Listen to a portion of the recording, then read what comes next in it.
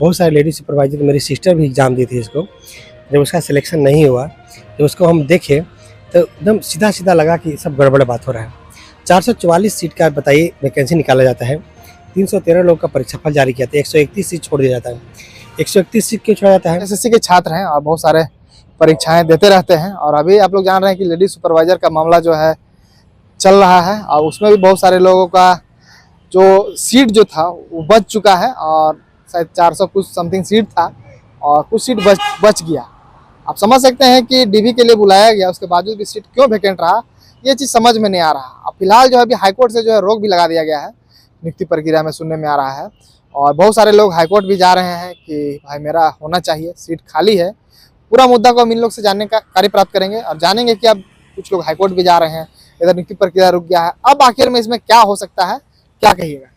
देखिए, lady supervisor का जो मामला है उसको लेकर के हम केस फाइल कर रहे हैं, किए भी हैं, कर भी दिए हैं कुछ और भी आगे लोगों को करेंगे। उसमें मामला बहुत ही गड़बड़ था। बहुत सारे लेडी सुपरवाइजर, मेरी सिस्टर भी एग्ज़ाम दी थी इसको। जब उसका सिलेक्शन नहीं हुआ, जब उसको हम देखे तो एकदम सीधा-सीधा लगा कि सब गड़बड़ बात हो रहा है। 444 सीट का बताइए वैकेंसी निकाला जाता है, 313 लोगों का परीक्षाफल जारी किया था, 131 सीट छोड़ दिया जाता है। 131 सीट क्यों छोड़ा जाता है? कि पहुँच, सोर्स, पैरवी के बेसिस पर दिया जाएगा। उसको लेके हम लोग केस फाइल किए। बहुत लोग का डीबी करवा के नौकरी नहीं दिया गया, डीबी में बुलाया ही नहीं गया। बहुत लोग को सब्सिडी पेपर की वजह से बाहर किया गया।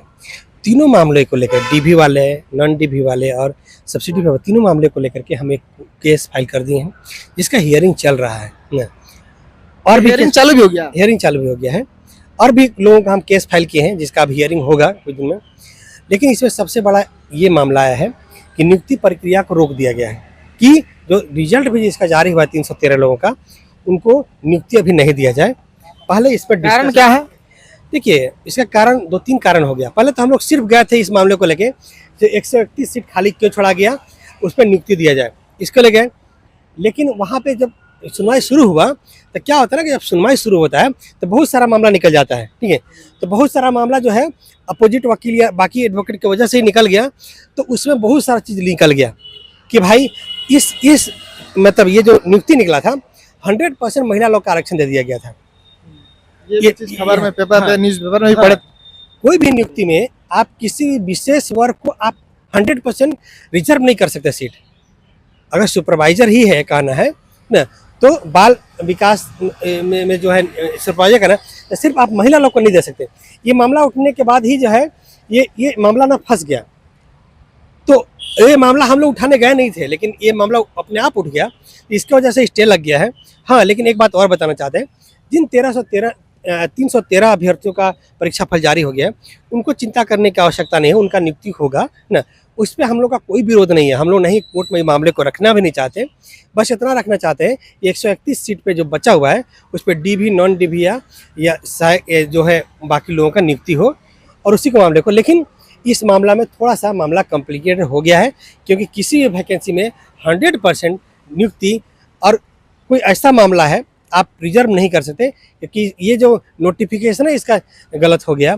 लेकिन ये बात नहीं है। बहुत सारे लोग जो महिला अभ्यर्थी जो है जो सफल हुए हैं उनके लिए बहुत पीड़ादायक बात है कि इनको रुके, लेकिन उनको चिंता करने का आवश्यकता खाली अभी सीट बच गया है, उसका क्या होगा? देखिए, उस पर नियुक्ति होगा, पेटिशनर से सीट को भरा जाएगा, गारंटी हम बता रहे हैं आपको। तो फिर लोग कोर्ट जाएंगे, जैसे मामला बिना कोर्ट जाए क्या जैसे मामला सॉर्ट आउट नहीं होगा? कभी नहीं होगा। जैसी कोई कोर्ट अब जैसी के पास अभी जाइए, बता क्या बोलेगा, कोर्ट में केस चला गया, वहाँ से फैसला होगा तब देंगे, जिसको कोर्ट देने बोलेगी हम लोग दे देंगे। मतलब बहुत सारे अभ्यर्थी कोर्ट जा चुके हैं, अभी तक जा चुके हैं, करीब समझ लीजिए कि हम लगभग तो 50 से ज़्यादा लोगों को कोर्ट पहुँचा चुके हैं ना।